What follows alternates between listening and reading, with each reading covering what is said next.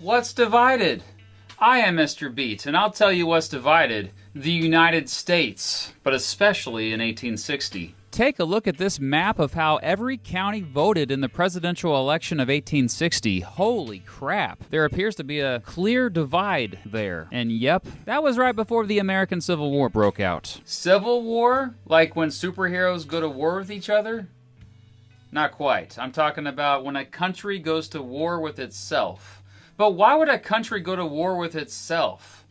Well, to understand what caused the American Civil War, you just gotta know the differences between the North and the South and the years leading up to it.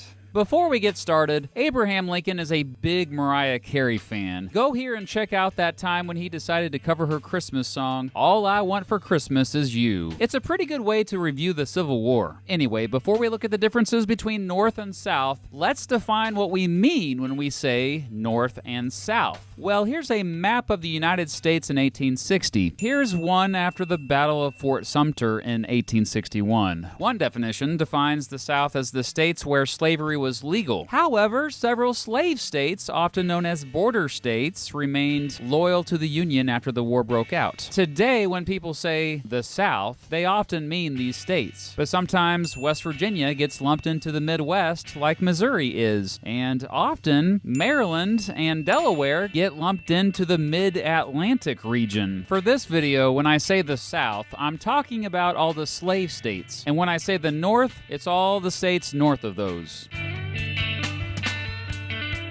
The South has historically been more ideal for growing crops. The climate is warmer, the summers are longer, the winters mild, and the soil is fertile. While the North often has had warm, humid summers, it also has brutally cold and snowy winters. The growing season is much shorter, and farming can be much more difficult there. I'm dreaming of a white Christmas, just like the South will never know.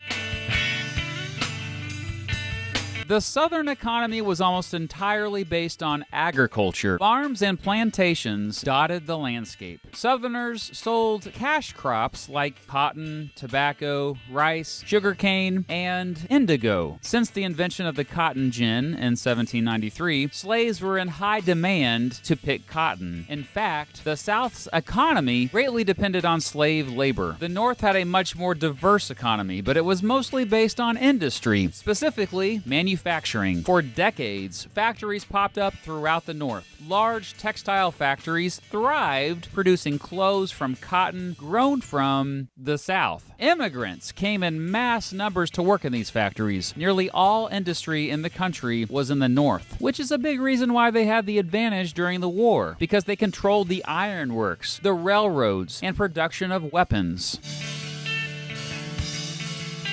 The North had more people. It had more than 17 million people. The South, less than 13 million. But 4 million of those were slaves. The North was more urban. There weren't many big cities in the South. Like I basically said earlier, almost everyone lived on farms or plantations. These plantations were self-sufficient. The North had many big cities, all of them major trading centers, and all of them crowded and dirty.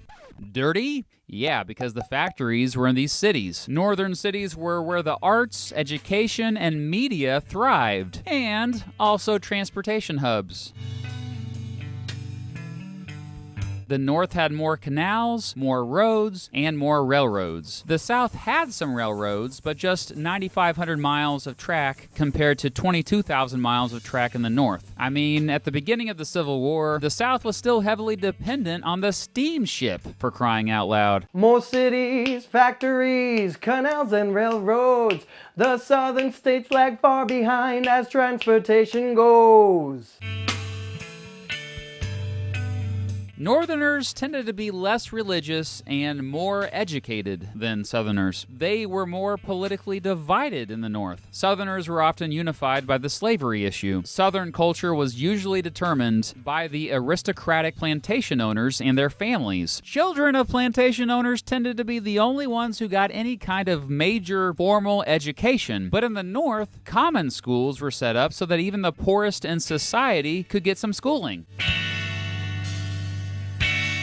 Other than obviously views about slavery, Southerners tended to be more against tariffs, while Northerners were for high tariffs. Northerners tended to have a more, quote, loose interpretation of the Constitution and wanted a stronger national government. Southerners tended to think that state governments should have way more power than the national government and a more literal, quote, strict interpretation of the Constitution. We like tariffs, not slavery. Free, free, free, free, free, free the slaves. A strong national gov for me. Loose interpretation is our fave. Thanks, Abraham Lincoln. I should probably point out that that's not actually Abraham Lincoln. It's Mr. Betts impersonating him. Be sure to check out his Mariah Carey Civil War parody when you're done watching this video. In conclusion, these differences definitely helped explain sectionalism, or one's belief that her or his region is superior to other sections of the country. Political conflict often begins with regional differences. Just ask Abraham Lincoln, who was elected president pretty much thanks to just one region. The North. Let's pull up that county map of the presidential election of 1860 again. Just look at how crazy it is. Lincoln wasn't even on the ballot in southern states, but he still won the election. And, yeah, a few years later, 750,000 Americans are dead in the bloodiest war in the country's history. One of the quickest ways to understand why the Civil War happened is to look at just how different the North and South were. And understanding our differences today will certainly help us stay united in the future. Whoa, he got pretty serious there at the end. Well, for a more lighthearted look at the Civil War, be sure to check out Mr. Betts' Abraham Lincoln parody over on his channel, Mr. Betts Class. It's one of my favorite channels on YouTube. It's funny, it's goofy, it's educational. And if you've never seen my presidential election series, the best one to probably start out with is that election of 1860 video. Thanks for watching. I'm back next week with a new episode of Supreme Court Briefs.